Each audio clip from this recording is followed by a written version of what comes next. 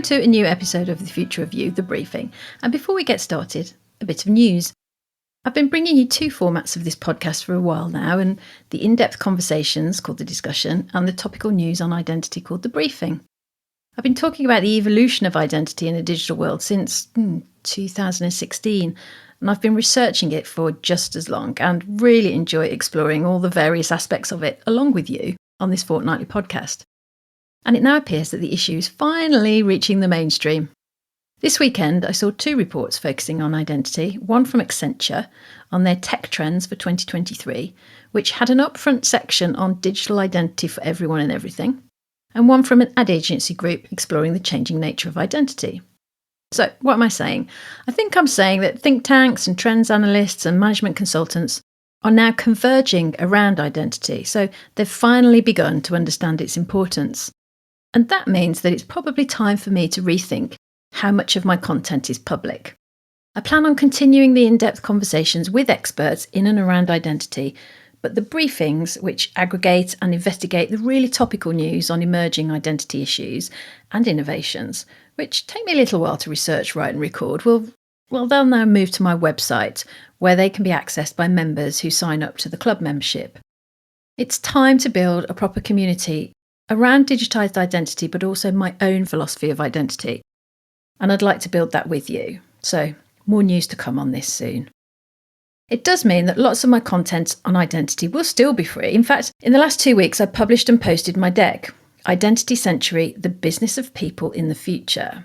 It's 100 pages long and outlines what's happened with identity over recent years, how digitisation is transforming us, why authenticity is no longer the reality and what takes its place, and it sets out the major implications for identity for businesses and brands over the rest of this century.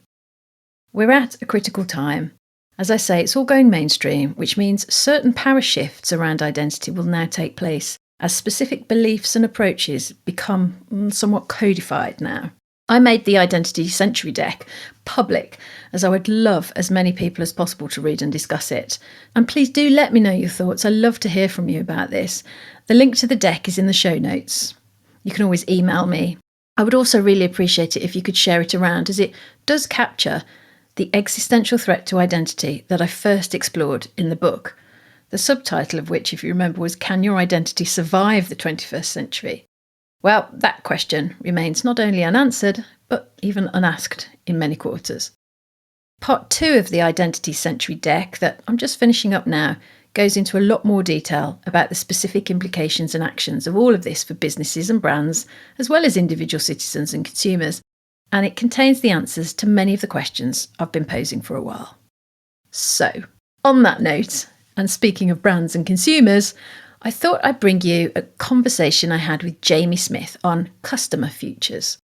In this great conversation, we cover what's a digital wallet and how it works, the value proposition for wallets, how we reshape the data we store, the difference between personal and personalised wallets, the emerging digital divide, and so much more. Enjoy, and don't forget to check out the show notes for more on Jamie's work. And I will see you for more briefings in the future at www.tracyfollows.com. The discussion, well, that will be back in 2 weeks on Apple and Spotify and Google and Amazon and any of your favourite pod platforms, and we'll be discussing gaming, virtual and mixed realities, and identity. So, see you then, and thanks as always for listening. Welcome, Jamie, to The Future of You. Very delighted to be here. Perhaps you could tell our audience who you are and what you do, first of all. So I am Jamie Smith. I started a blog called Customer Futures, which really is describing where we think the future of identity is going, the future of digital wallets, personal AI, and how they're coming together to redefine customer engagement, really, and how individuals can re-engage in a more meaningful way with businesses. My day job, I have been working on innovation, digital wallets and identity for about 15 years through consulting and product, and most recently at Gen Digital. Brilliant. So good that you're here, because obviously this is like the intersection of, individuality, identity, customer relationship, brands, corporations. And I want to talk to you about all of that. But I wonder if you could start off by just telling us a little bit about what you think a wallet is. How would you explain it to somebody who has absolutely no knowledge of it whatsoever? It's a great question. I think a wallet is really nothing more than a place we put our things and then we can carry around with us. And if you dig into that a little bit, it gets really interesting because when you go on holiday, you might have a different digital wallet, and your passport might be in there, maybe a health card, maybe a boarding pass. Or if you're going out for the evening, you might take some other precious things out of your wallet because you don't want to lose those other things. You might just take an identity or a credit card or something. And so the wallet becomes something that you control and manage, and it's yours to use in whatever context. And what's really important is you get to put whatever you want in it. And I think there's in the analog world, in the kind of day to day life, we have these leather things, purses and wallets, and we decide what to put in them. And as we've moved over to digital, there's been much more rules and regulations and business processes wrapped around them, which means we're not able to put anything we want in them. And we've got to have, we can only use them in certain places that we're allowed to. Or, it's going to be day, month, year, not month, day, year. And it just gets a bit more complicated. But I think in simple terms, a digital wallet is something that, a place I get to put my stuff and carry it with me and then present what I want, where I want it. And I think in a digital context, we've lost some of that utility. We've lost some of the value of a digital wallet. And I think that's a really interesting place to kind of explore how we get back to what a really digital wallet could be. Now, Apple have been doing their wallet for some time, haven't they? And you can kind of see them moving into financial services, maybe even banking full scale. But they were the first ones, I think, really to say, oh, here you can have a wallet on your iPhone. Do you foresee a future in which we've got an Apple wallet in a kind of walled garden closed system, or are you talking about a different kind of future for wallets? Honestly, I think it's going to be a mixed economy. And organizations are going to want to think about what they want to put in the digital wallet and protect that. They have their own business interests, rightly, but really we want to think about value for the consumer, value for the customer. And to maximize that value, you want to be able to use it in as many places as possible and use it for the things you need to get done. And Apple's wallet, they're just superb in terms of customer experience, in terms of, making things just easy to use and understand and simple taps. And I think the digital wallet conversation so far has been quite a technical one. And actually the language about wallets, apart from really Apple and Google and payments, the language about wallets that's come out over the last, I would say, 10 or so years has been one of Web3 and blockchains and Bitcoins and assets and NFTs. And I think the whole language around this is really messy. And so Apple will have, they're going to want to control the experience. And therefore you can't just put anything in there. And, right now they've got my coffee shop loyalty card and a boarding pass and my payment card. And they are building their business relationships with other organizations who want to be able to accept them. And they honestly want to preserve the seamless experience. They want to make it beautiful and easy. And I think as individuals expect more of their apps and services, we're going to want to do more things with them. And therefore, we're going to want to put more things in them.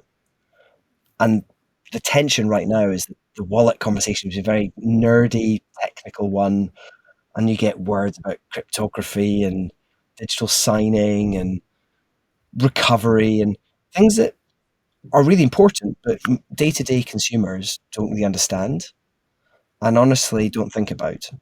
And so I think organizations have had to build their walled gardens so that they can control the experience and make sure things are nice and neat.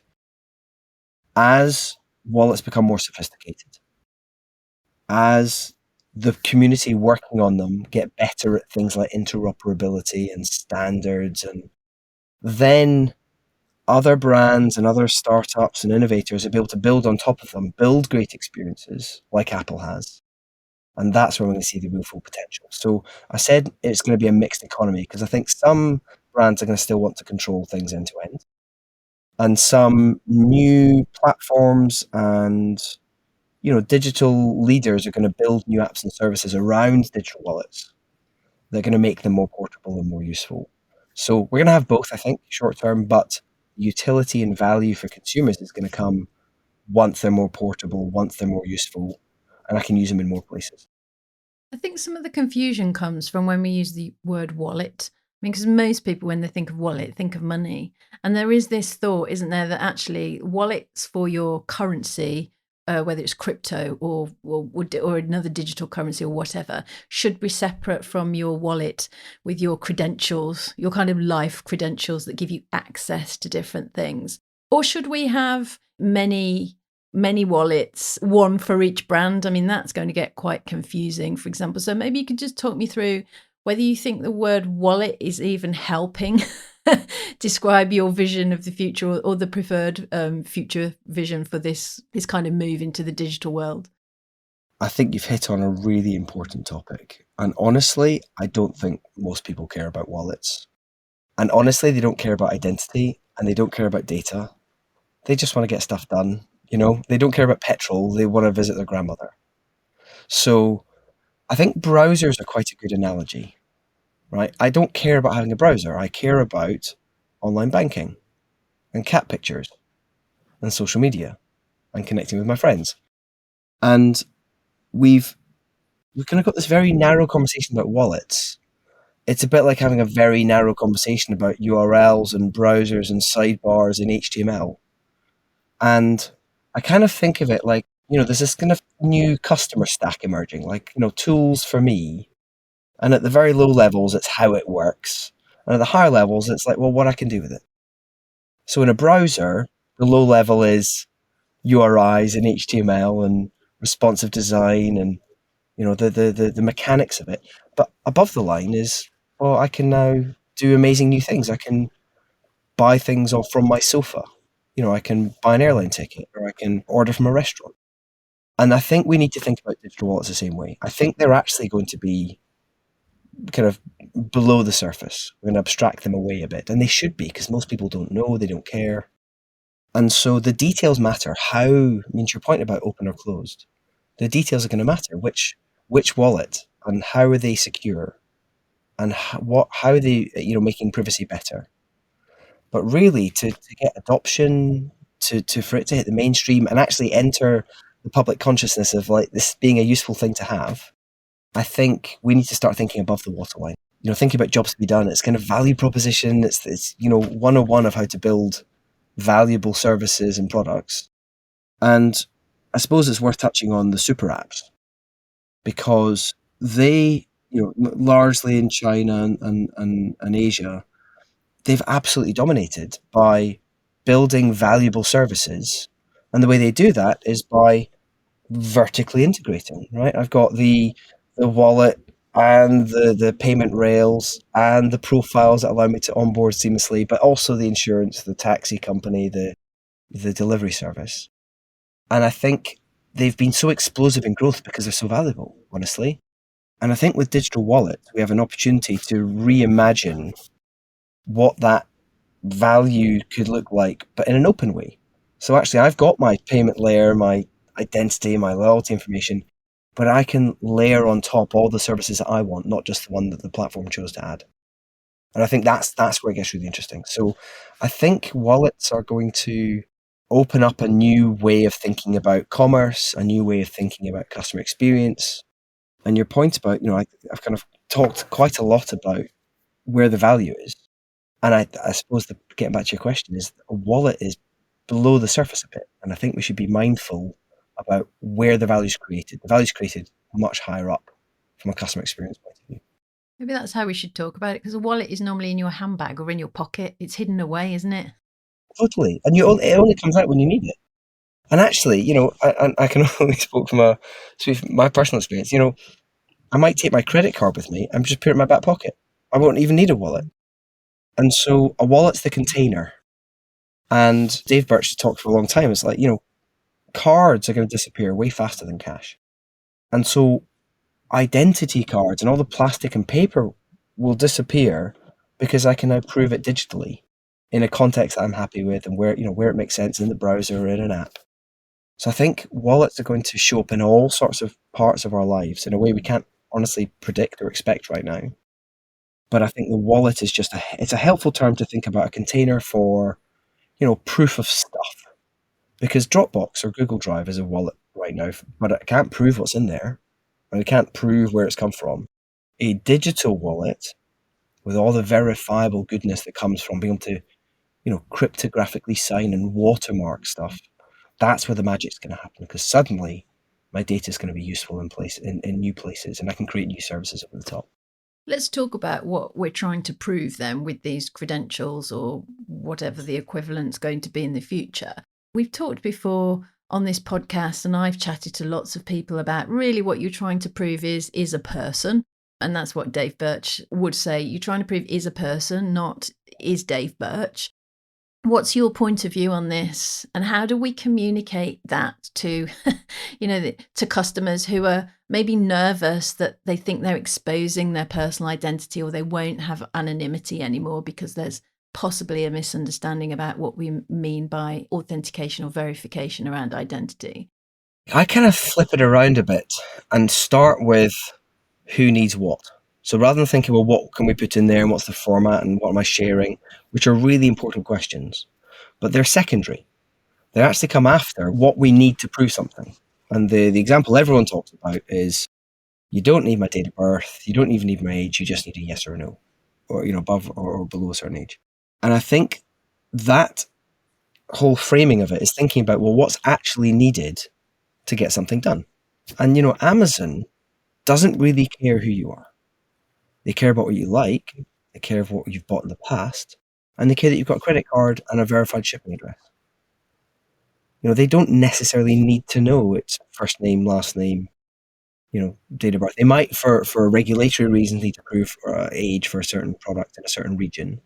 But I think this question of identity has got really messy. And honestly, if you speak to, the identirati, the high priests of identity, we get very philosophical about, well, who gets to decide who I am or what I'm called. And you get into a very sometimes messy conversation about things like identifiers. What does that mean? What's my account number, my date of birth, my social security number? And actually, if you flip it and say, well, how do we just go through life sharing only what we need to share? Some of it's regulatory. Bank, when they receive data from you, they need to store it for 7 years, at least in the UK, for good know your customer reasons and anti-money laundering and so on. But for lots and lots of other use cases, and by the way, they're regulated to look after that data and steward it and look at, make sure there's no data breaches and they're not using it for other purposes and so on. But for so many other use cases, we actually don't need to share a whole bunch of information about us. And my example about Amazon's a really important one, because Spotify doesn't either. And so they might need an email address that's to communicate with me, and a credit card, and what I like. So if we start to rethink actually what data is needed to get stuff done, I think we can quite powerfully reshape the data that I actually need to store in my digital wallet, which, by the way, doesn't even necessarily need to have my identity in it, quote unquote, government ID or even bank ID. So, what if I could share profile information about myself, things I'm interested in, things I've done, things I've been, where I could express a need for something, like I'm interested in a car, or I want, we get into this world of intent rather than having an email address where frankly, brands want to connect with me, so they send me stuff. And that gets overwhelming, and we're starting to put up filters and junk rules, and we're fending off all this information, this overload from organizations. And I think what wallets have the power to do, potentially, is give customers a new endpoint that organizations could connect with. And so once I put information in that wallet that's verifiable, that's of value to an organization without having to overshare a whole bunch of other attributes that you honestly don't need, I think that becomes much more valuable to organizations. And guess what? They can ask for less data. So the chief privacy officer and the chief information security officer get happier. There's less risk to the organization. It's lighter. There's fewer things to have to fill out and complete and so on. So customer experiences get better. The data sharing is just less heavy. And I think that's where the real opportunity is. And it lifts us out of this identity conversation. It lifts us out of a wallet conversation. So we'll put lots of different things in there, honestly. The important things are who needs them and what value we're creating with them. And secondly, are they verifiable? Because if it's not verifiable, then it might as well just be self-attested, and organizations may or may not want to collect that data. Do you foresee a future in which our personal AI agents can kind of use that wallet or the contents of that wallet on our behalf? Like, who's going to be in control of it? You could potentially program it to not share certain parts of data with certain brands, and then an agent can go off and do that on your behalf. Or do you think it is us, the human being, that's constantly kind of 100% in control of it all the time? Well, I think we should separate two things out there. One is rules around the wallet that I could set. And we can do that today. We don't need fancy machine learning and artificial intelligence models to do that. I can set some if this, then that rules, quite simply saying, if this organization asks for these things, then do that. And by the way, I can keep a lovely cryptographic audit trail of everything that's ever been asked of me and everything I've shared. And the second point about personal AI I'll come to in a minute, about agents and stuff. But let's just think about that for a second. Think about that audit trail. That means that if an organization is now asking for stuff, there's now a lovely record that they've done that. And that starts to change their behavior about what they ask for, where and when. How will that record be held, Jamie? What data will that be? I mean, at a very boring technical level, it's just kind of an event log of interactions in the wallet. Stuff I was asked for. Did I say yes? What did I respond with? And I can now prove what's been asked of me. And I think that alone might start to change behavior about who's asking for what, because I can say, well, actually, why did they ask me for that? Yes, they needed these 5 things, but why did they ask for 6, 7, and 8? And the consumer watchdogs might start to get interested about, well, we can start to instrument that, right? We can start to see what's being asked for, where and when. I think that gets really interesting. Well, if you future gaze a bit, might I pay $1.99 a month for a plug-in to my wallet from when the UK I might use which? Maybe. Might I have a plug-in from another consumer watchdog in another jurisdiction?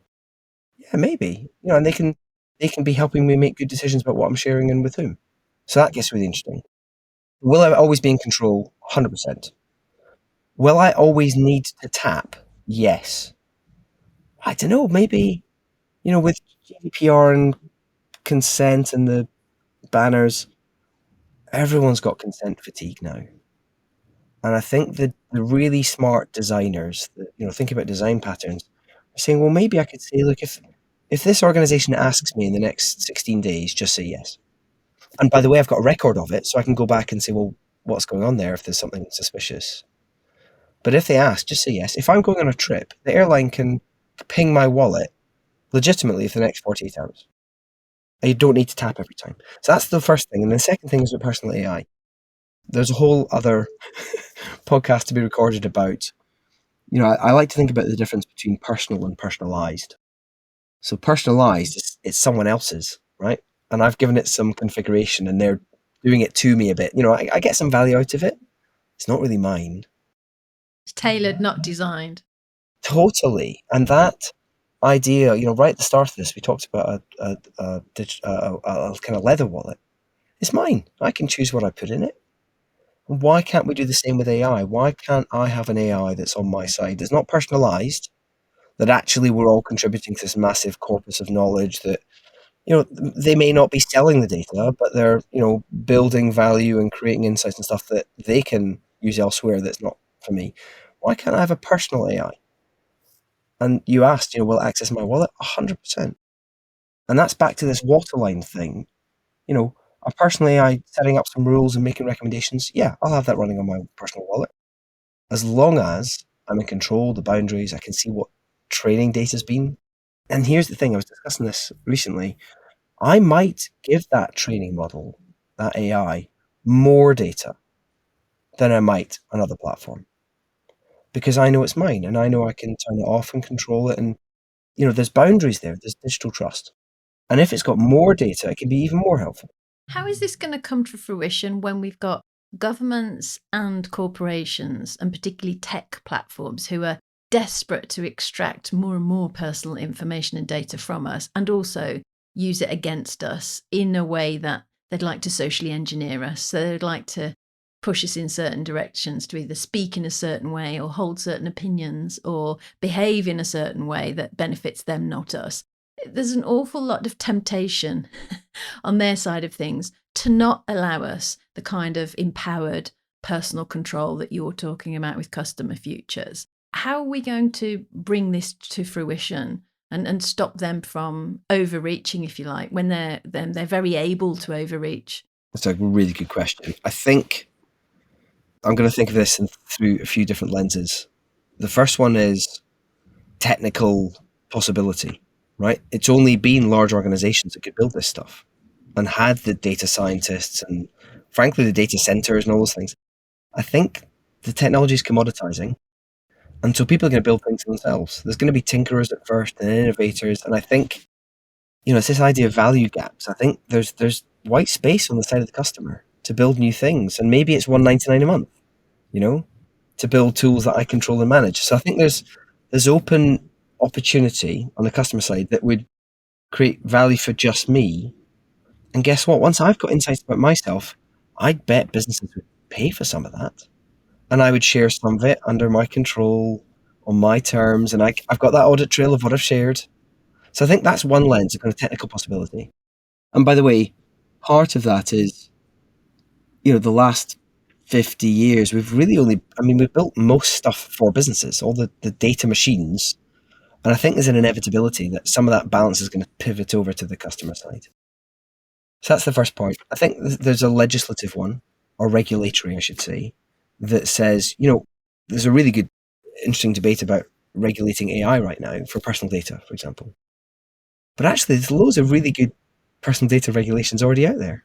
What you can and can't do, how you get consent, how you process it. Are you the controller or the processor? And we're starting to see people push back on these AI platforms saying, actually, we've got the existing regulatory frameworks. We don't need lots of new, exciting, rush through regulation that does this new, exciting AI thing. We've got personal data regulations in parts of the US and the UK and across Europe, Australia. So we can, I think there's going to be guardrails there a little bit. And it is a bit of a Wild West right now, just like it was with the web in the 90s and, frankly, early 2000s. So as you're talking about that, I'm thinking, are you including the trust framework that the UK government is working to in this digital wallet credentials space or digital identity space? Or is what you're talking about with Customer Futures sit outside of that? I think it's sitting alongside. The governance frameworks that, for example, the UK set out is describing, who gets to be an identity provider? Who gets to verify who Jamie is and then give him blobs of data or create profiles that he can then use elsewhere. And it might be that there's a third party that can consume that data directly from the identity provider, which is what the banks would do, for example. Or in this wallet world, that signal might go from that identity provider directly to me, and I hold it. And I mentioned earlier, we've now got clever cryptography and digital watermarking, which means it can sit in my wallet, but it can be provably come from that identity provider, some so-called IDP. So these governance frameworks are going to sit together. The UK framework will say, well, who gets to prove it's Jamie and under what rules and are they certified? Quite rightly. There's going to need to be new regulations and frameworks to say, well, who gets to be a wallet provider?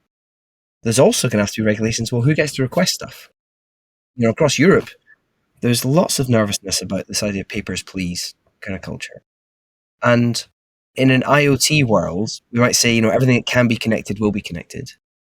I think in a wallet world, anything that can be asked for will be asked for. And so we're going to need these guardrails, these boundaries about to protect people because they're just going to tap and say yes. And so I think the UK governance framework around identifiers is going to be part of that for sure. Can we trust the sources of data? But there's going to need to be new, some will call them registries, accreditation of wallets, of data sharing agreements about who can share what. And honestly, I think this, people talk about transparency. It's a bit of a high level concept, but a meaningful example of that is this audit trail of who's asked for what. And am I really sharing this with British Airways? Am I really sharing it with the bank? And how do we think about who the trusted organizations are? So it's going to sit alongside as my answer. It's interesting as you said British Airways, because I was thinking as you were talking, I've got the Yoti app on my phone, and it's got a couple of things in, including, let's say, my passport details. So that's where my, like, air quotes, identity sits in the Yoti app. But what you're talking about with the customer futures is potentially I could have a wallet that is just working directly with British Airways, right? So I wouldn't necessarily need the Yoti app, is that right? Or do they sit alongside and almost duplicate? I think we're in phases of transition. I mean, it's possible it could be a Yoti app, it could be another model. I think we're in a phase of transition. And we're going from a world where there aren't really wallets out there, and we don't have this portable, verifiable data. And Yoti's been one of the best early examples of saying, let me digitally sign a copy of your passport and all those attributes onto the phone, and then make it portable and use it in the convenience shop or use it at British Airways and so on. So it's an example of a tool that I can use that's on my side that's now portable.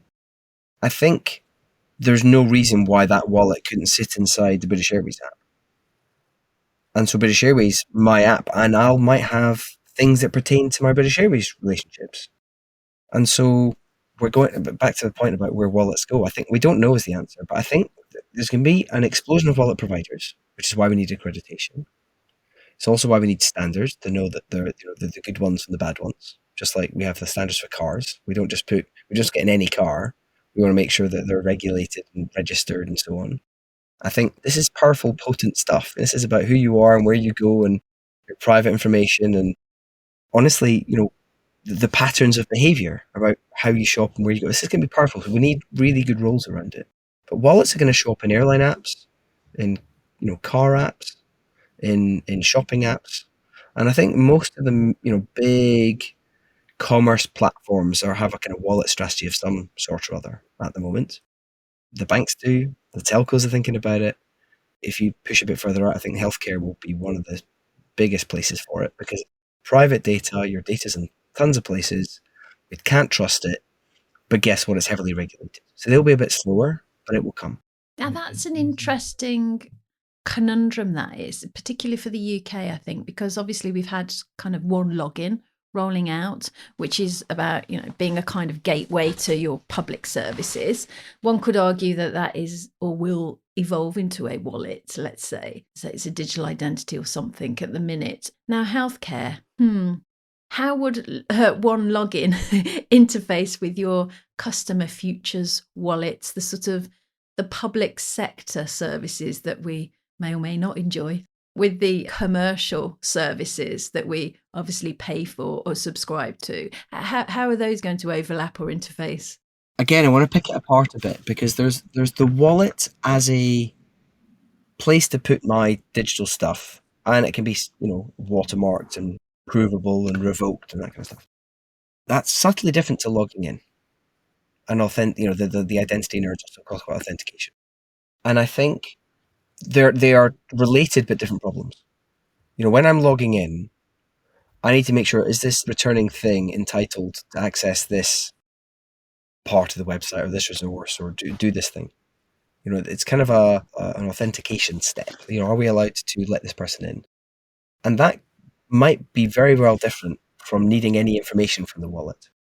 So what I mean by that is I could connect my wallet to a service. So let's say I could say, hey, let's go to a hospital. Hey, hospital, this is me, and I'm on board in a certain way, and I'm board in the way I am today. But I might also say, but I've also got this wallet, by the way, it's been accredited, it's one of the approved ones, and I might kind of connect my wallet or associate my wallet with that account or that hospital visit. And that means that if that wallet then shows up, they don't need to say, hey, we now need all the attributes from everything inside your wallet to prove it's you. They could just say, yeah, no, we're happy. We can, as long as it's this wallet, we'll let it in. And now that's moving the trust. It's like squeezing the air in the balloon, right? It's now moving the trust to, well, does the wallet know it's Jamie holding it? And so now we've got a slightly different problem around how do we know it's Jamie's face or Jamie's pin? And how do we make sure it's Jamie, binding, attaching himself to the mobile phone, let's say. So I think the wallets are going to show up in really interesting places. And you kind of mentioned big tech, you mentioned government. I think It's going to firstly be a container, just to separate those things out. It's going to be a container for my stuff. And in all those different use cases, right, when I turn up to government and they say, all right, is it you again? I say, yes, it is. And here's the wallet that I've associated with my government account. But guess what? I'm doing something in this government context that required data from another department. Maybe you need my council tax details. I actually set that up and received that data in a completely different government context. But now I'm showing up over here to part of benefits, for example, or claiming disability. I need to show a council tax. Well, yes, I can authenticate with my wallet, say, yes, it's Jamie again. But you can now trust when I share my council tax number that it really is coming from Jamie and it really came from the source that you trust. So I think the wallet's going to become this really powerful new way to think about stitching together different services. And I used a kind of governmental one there, but let's go to the hospital. I might want to share my insurance number, also my address, also maybe some medical history. And those can come from completely different places. And I might log in with my wallet because it's the wallet that they've already connected and I'm happy. They don't need all the data. They just need to know it's the returning wallet, it's Jamie. And then they can say, oh, by the way, for this visit, you need to share this blob of information. I say, yes. So I think wallets are going to become this really interesting new way to show up at organizations. One, I'll be able to connect my wallet to that organization so they can trust that it's me again. But two, once we've created that lovely connection between the wallet and the organization, they could ping me and say, hey, we need that bit of information. And that is where we get true digital transformation on the side of the business.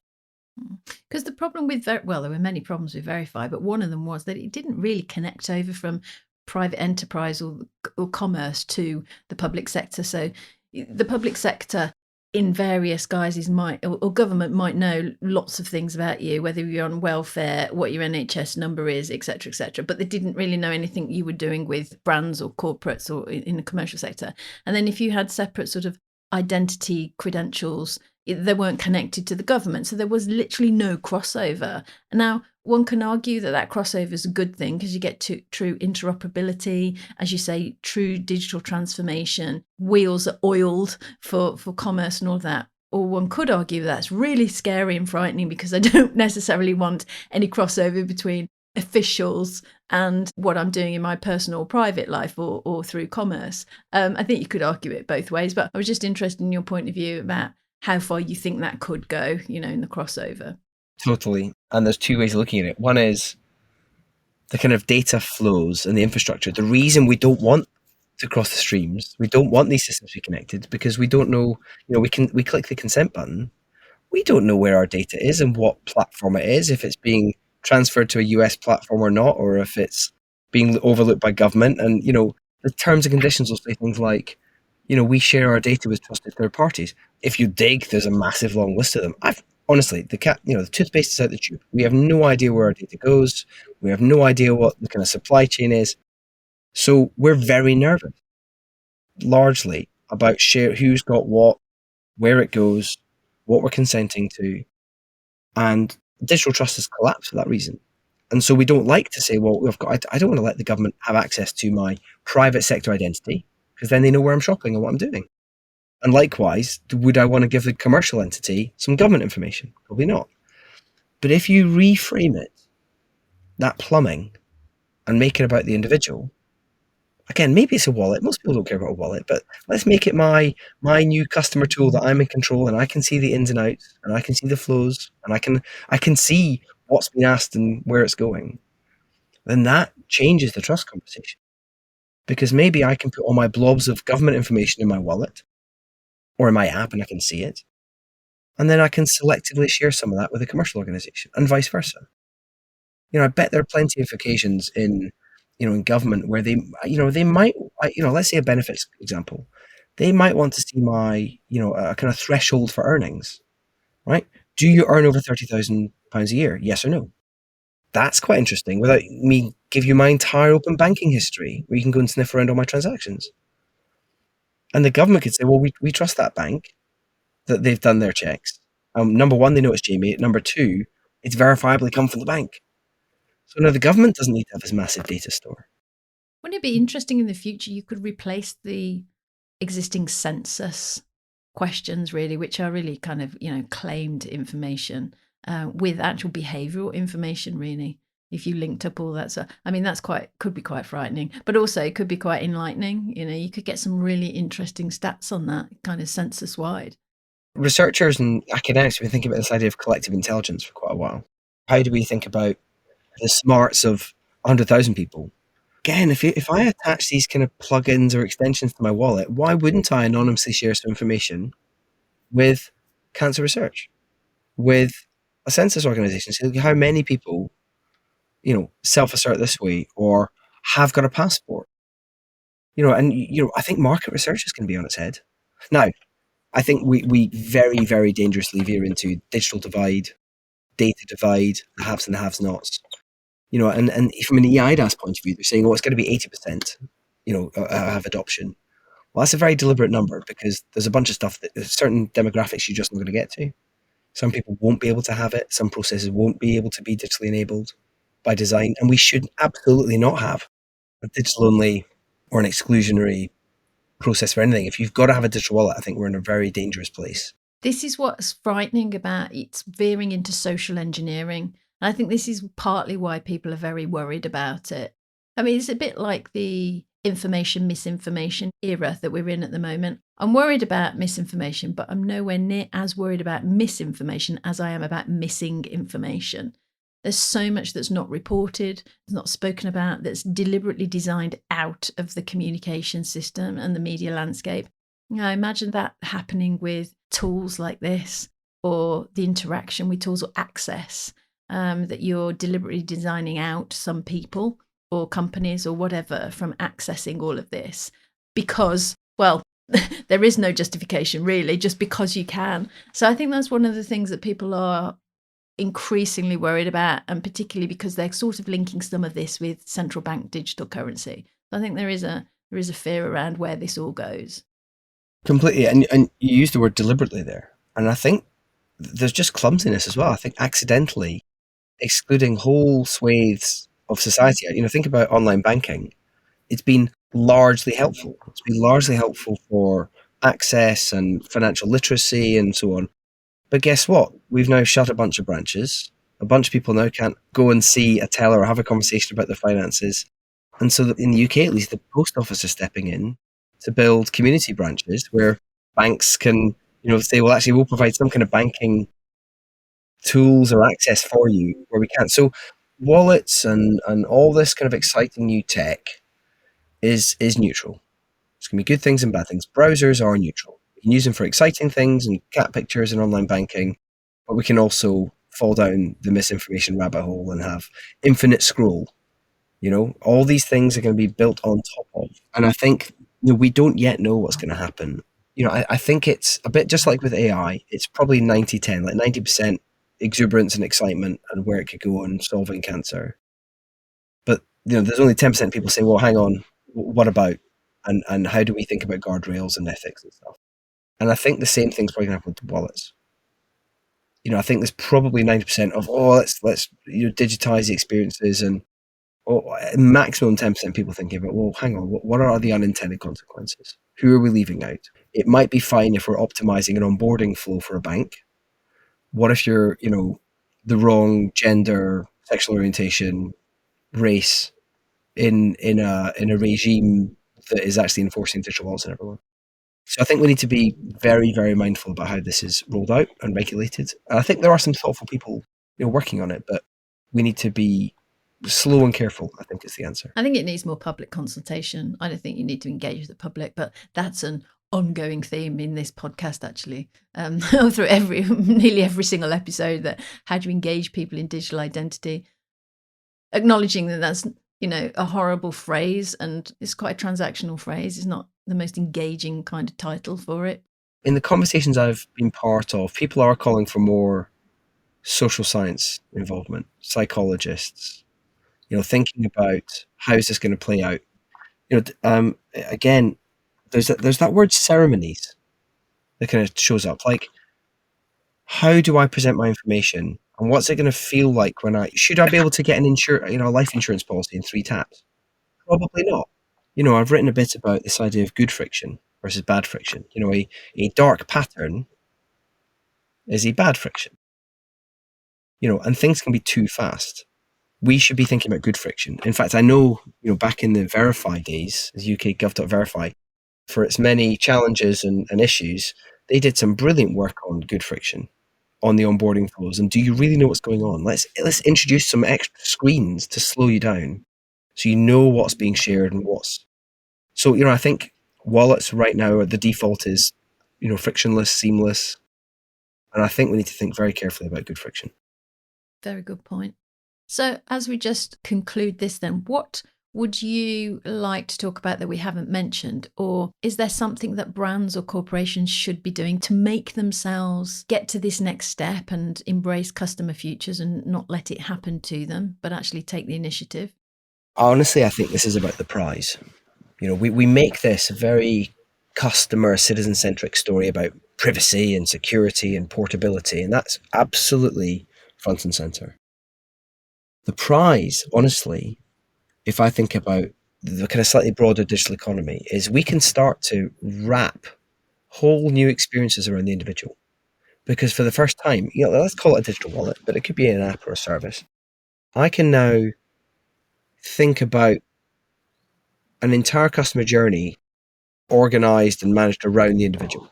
So, today we think about the businesses in the middle and all the customers are kind of orbiting. And I think there's going to be a complete inversion. Actually, we can have the customer in the middle and all the businesses going around. So it's just like, we used to think the sun used to go around the earth. Doc Searles used to talk about this, didn't he? Yeah. And so we're going to get this complete inversion.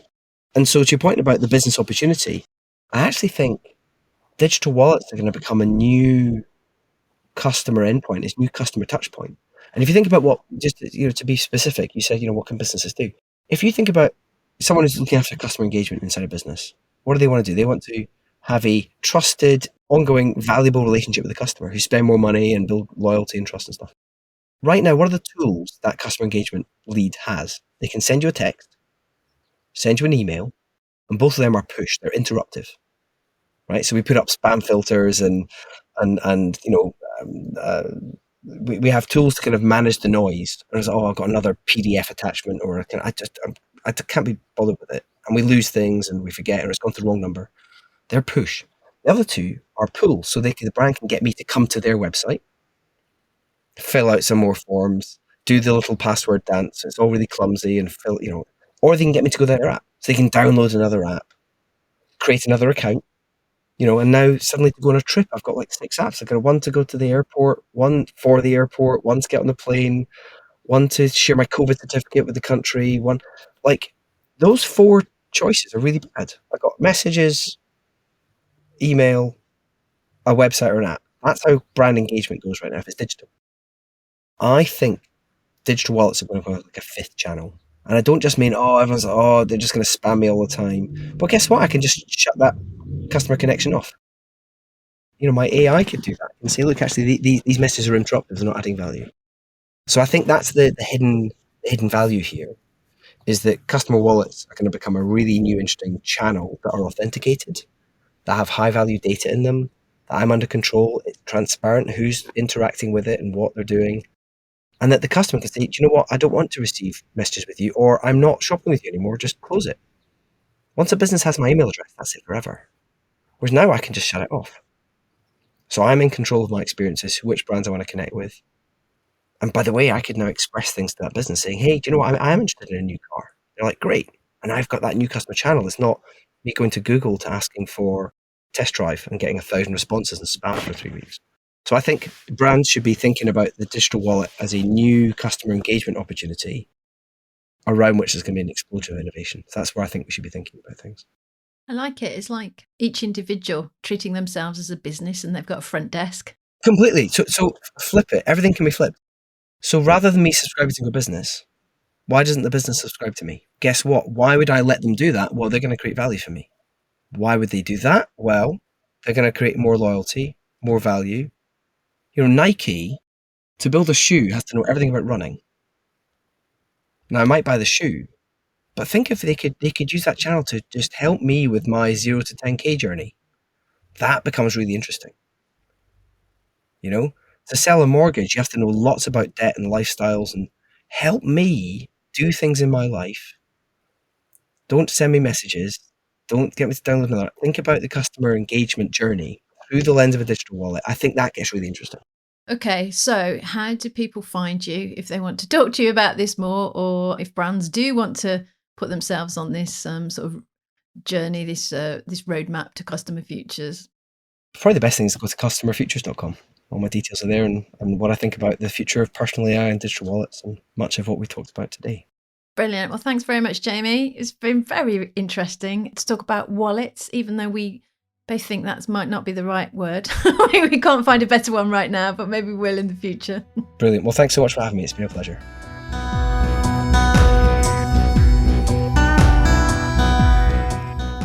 Thank you for listening to The Future of You, hosted by me, Tracy Follows. Check out the show notes for more info about the topics covered in this episode. Do like and subscribe wherever you listen to podcasts, and if you know someone you think will enjoy this episode, please do share it with them. Visit thefutureofyou.co.uk for more on the future of identity in a digital world, and futuremade.consulting for the future of everything else. The Future of You podcast is produced by Big Tent Media.